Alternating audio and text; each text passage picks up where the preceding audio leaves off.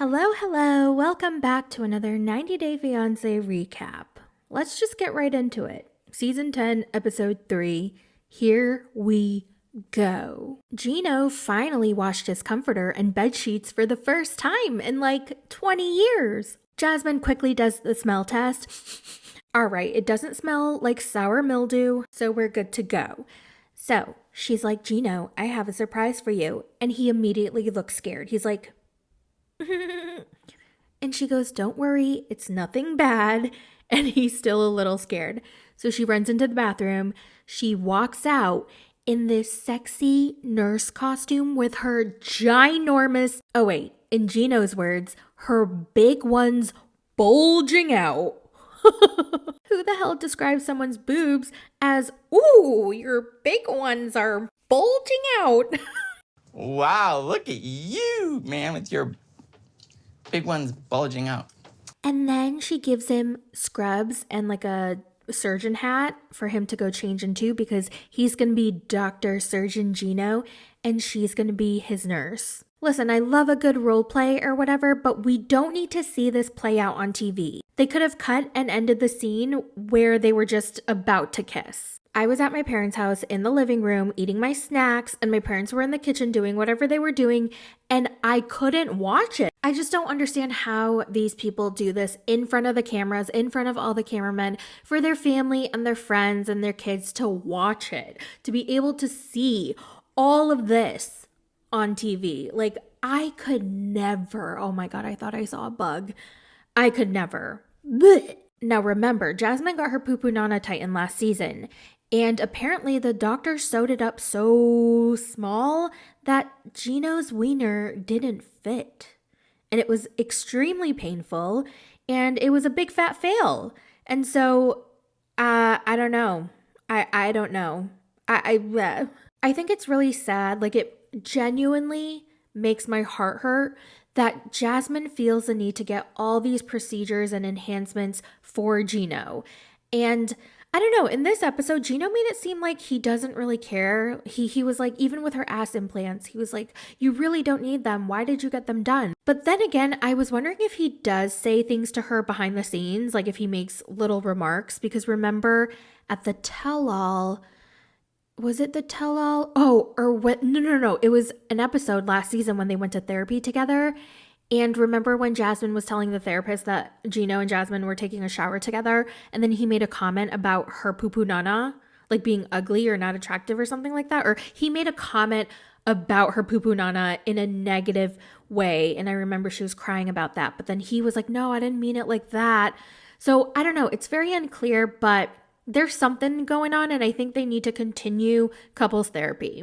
Now we get Nikki. She's packing up for Moldova, and her friend picks her up and drives her to the airport. Now, apparently, Nikki gives Justin an allowance. And on top of that, she pays for all their vacations and apparently for his lifestyle. I don't know, it's kind of giving sugar mama, maybe. Yeah. Now it's making a little bit more sense. He's using her as a sugar mommy. Except she doesn't know it, or she does and she's not sharing it on TV. I don't know. Rob has the worst freaking attitude. I could never deal with it. I literally don't know how Sophie does. We need to talk about how Rob basically woke Sophie up in her sleep the night she arrived. Like, she got to his place, she washed up, she went to bed, she passed out because she was so tired from traveling over 20 hours. And he literally woke her up so that he can get it in. It was annoying because I was really tired. And I was just like, no. And you were like, no, please. I'm a man. Are you? Oh, hell no. Hell no. Ew. She brings up the bathroom situation, how she was uncomfortable because she had to leave the apartment and go outside at 3 o'clock in the morning to use the bathroom.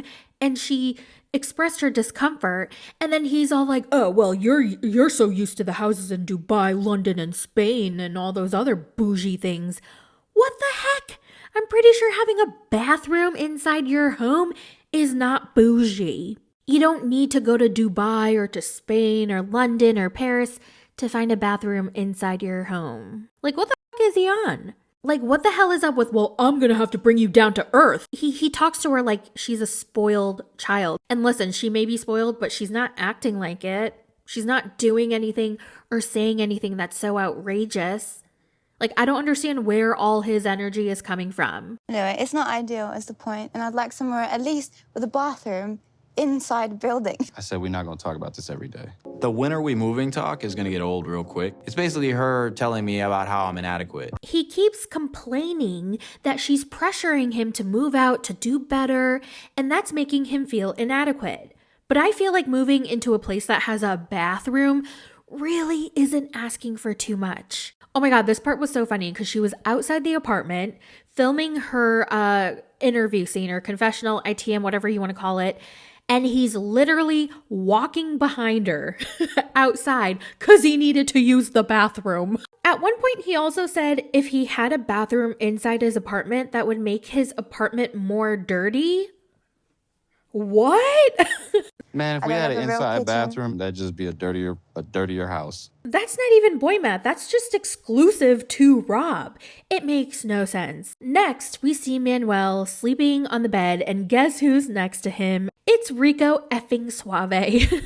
He has no idea that the dog is on the bed because he's passed out. So in the morning, they go grocery shopping and he's fascinated by the baby carrots. He's like, why do you need little carrots when you have those big carrots right over there? And it's little moments like these that I find fascinating. I love when people go into the grocery store or like, I don't know, just basically anywhere in a new country and they find all these things that are so different. And I wish we got more scenes like that. He didn't really understand the baby carrots. And he also didn't understand vegan meat. Like, why is there fake meat? He didn't get that. They're in the car and they're talking about how they're going to have dinner with Ashley's mom that night. And she asks him, did you tell your mom that you're here in America with me yet? And he's like, no. Apparently, his mom still thinks he's in Ecuador working. And it's normal for him to travel months at a time for work because that's just what his job is like.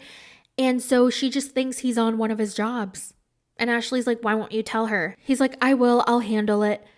And also, he has 2 teenage kids who also don't know where he is. Now back to Gino and Jasmine.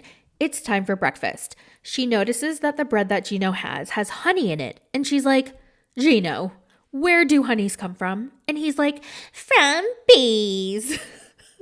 I can't. The way they were talking, I thought I was listening in on a conversation between a mom and a toddler, okay? And the way Gino talks is so funny. So he's like, from bees.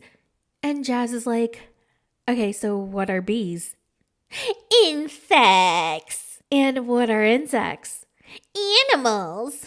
Yeah, good job, Gino. And Jasmine doesn't eat animals, right? Because she's a freaking vegan. So, fail. Jasmine's so grossed out by meat that she's gonna secretly convert Gino into becoming a vegan without him knowing. That's her plan. Now they're eating breakfast and she's talking about how the house needs this, the house needs that, they need a new bed, this and that. And Gino finally breaks it to her that he quit his job, which I don't know why he keeps saying that he quit his job. I'm pretty sure he took a leave of absence. By the way, which y'all educated me on that you are allowed to take a leave of absence for months at a time. I had no idea because I was not allowed to do so at my job. So thank you for that. I learned so much from you guys in the comment section. And I may not reply, I may not like heart it, but I read a lot of them. So anyway, he tells her that he doesn't have a job anymore, but after she gets acclimated and settled down, he's going to go get a new job. And she starts immediately crying. And she's like, oh my God, I'm so scared. Gino, I'm so scared. But you know what's so crazy is I thought she was going to freak the fork out. Like she was going to wreak havoc. But she just kind of quietly cried and told him that he was scared.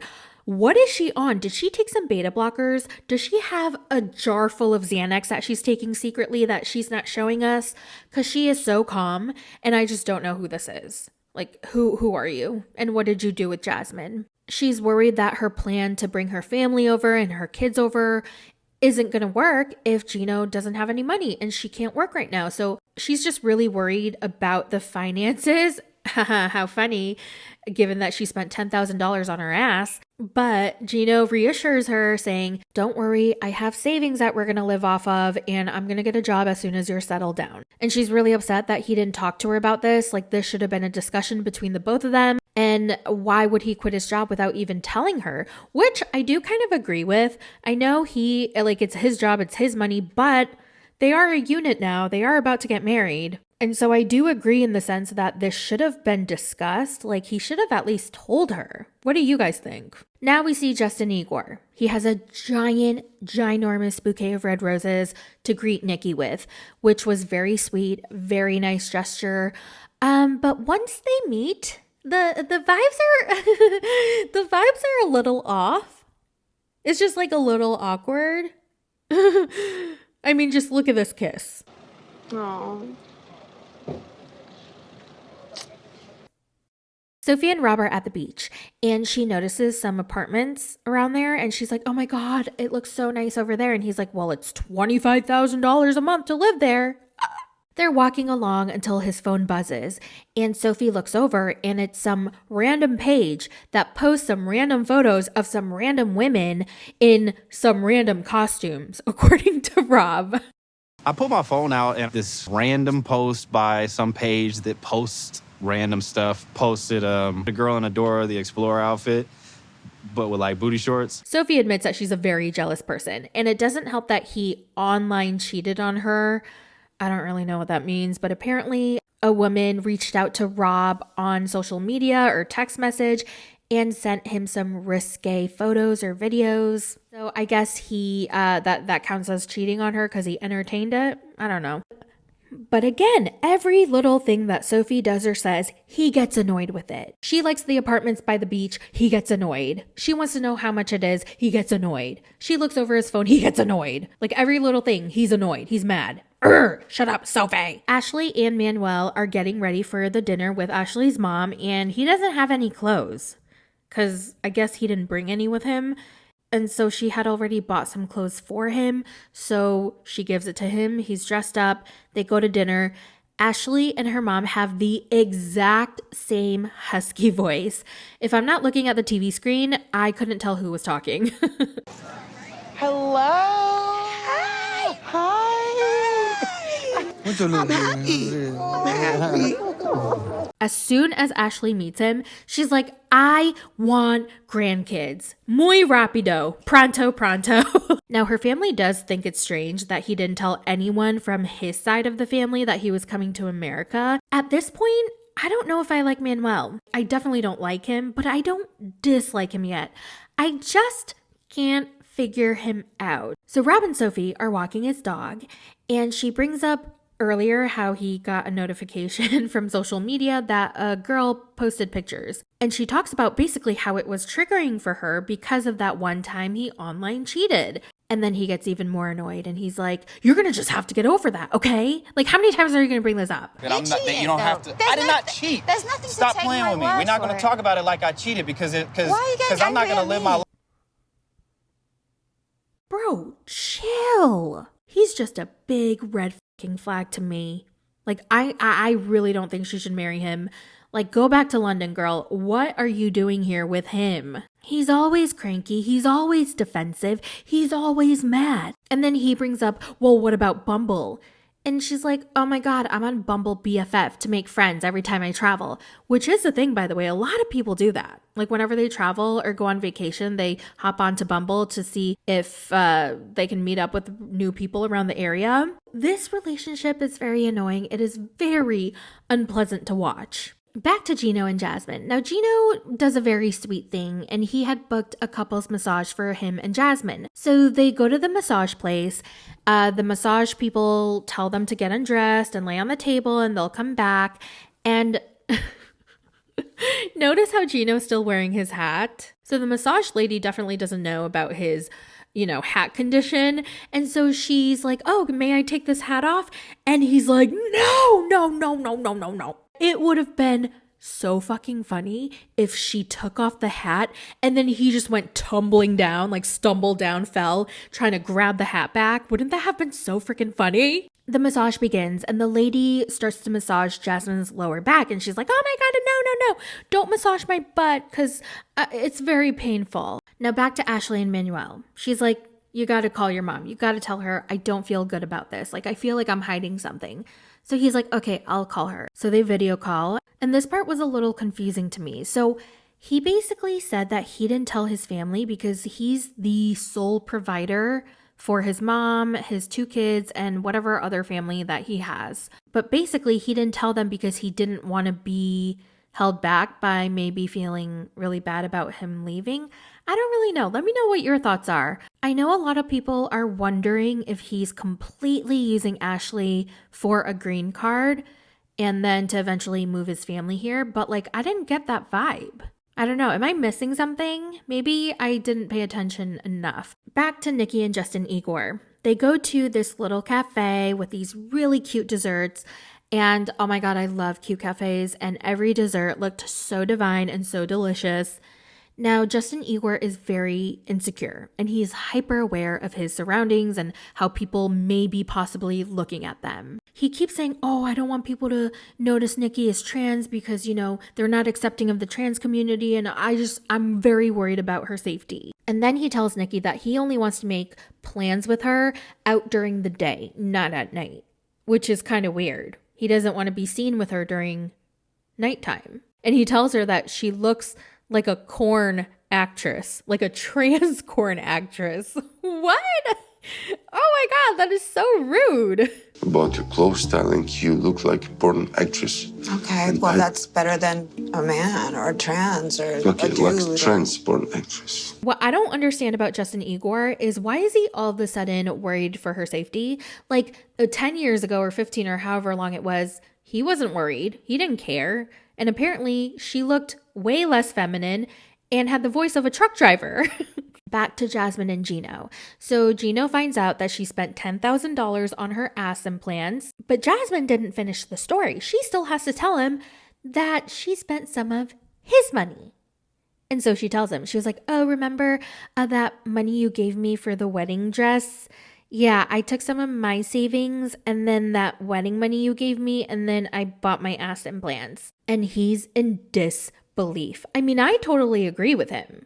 You're just going to drop 10 grand like it's nothing on your ass? Now, Jasmine says she didn't get it for just herself. She got it for him. She really wanted to surprise him with a brand new booty and to like turn him on and to make him feel more attracted to her, which again is very sad. Like she needs to stop like modifying herself to try and receive more love and to get more, I don't know, like she needs therapy. Okay, I really wish she would take that $10,000 and put it towards therapy so that she can feel so good about herself and love herself so much. I mean, plastic surgery is fine. I actually welcome it. I can't wait until I get my first 2 or 3 procedures. But when you get it, to try and desperately receive some kind of validation and love from someone, no, that's dangerous. And I feel like if she doesn't work on her self-acceptance and her self-love and body positivity, then she's going to constantly find more and more things to fix and change, and it's never going to be enough. And she's going to look like Nikki soon. No offense. Big Daddy Gino is big mad because he grabs all his clothes and leaves that massage room. And you know what? As he should, because I would have left too. But there's one little thing. Jasmine didn't finish her story. So with her savings and the money that Gino gave her for her wedding dress, she was $2,000 short. And so guess where she got the money from? Just guess. She got it from mother effing Dan. Okay, remember Dan, her ex-boyfriend, the Australian hottie? Yeah, she got the other $2,000 from him. So technically, he owns 20% of her booty. I don't understand why she keeps talking to him or why she kept talking to him after that big blowout fight about he was the best I ever had. And oof, y'all. I don't know. Honestly, I don't know what's real with Jasmine and what's not, because we know that she's a performer now, especially after the last tell-all. She either really did need the money and borrowed it from him. You know, why would she need them? She has to have money from the show, right? So she either asked Dane for the money, knowing that she already had the money, but she needed a storyline, like, to create drama. So she asked Dane, and she was like, I'm going to pay you right back. She paid him right back. Now she secured Dane to create drama later on. Or she went to Dane and was like, listen, I'm just going to tell the producers that you loaned me $2,000 because, I just need to piss Gino off a little bit. I don't know. What do you guys think? Let me know. Oh, and by the way, thank you guys for educating me on the difference between BBLs and ass implants. Like, I thought I was using it interchangeably. I thought they were the same thing. And I think a lot of people use it interchangeably. Yeah, apparently BBL is a fat transfer into your ass, and implants are actual like silicone implants that they shove in your ass cheeks. So thank you. Y'all are the absolute freaking best. So thank you for constantly educating my dumbass. Well, that's it for the recap. Let me know your thoughts in the comments, and I will talk to you guys in my next one. Bye.